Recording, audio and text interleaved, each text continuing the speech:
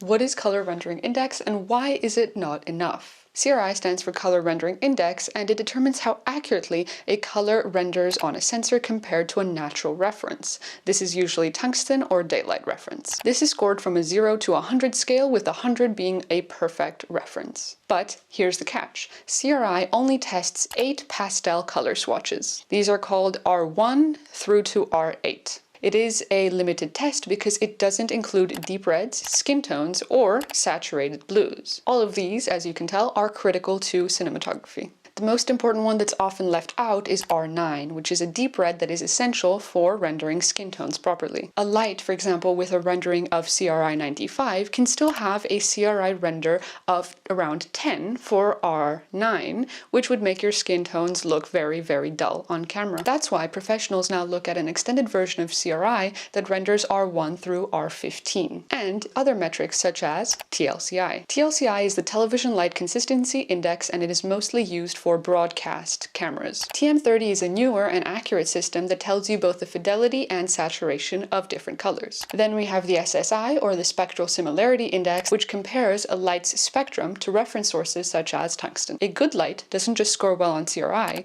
but it should show a smooth spectral power distribution with no spikes on the waveforms. LED lights, especially cheap ones, often have spiky or irregular output waveforms. And this is something that our eyes may not notice, which is metamerism, but your camera definitely does. So CRI tells you something, but it doesn't tell you everything. So if skin tone really matters to your shoot, then definitely look at deeper ways to make sure that it renders properly and that your lights are accurate.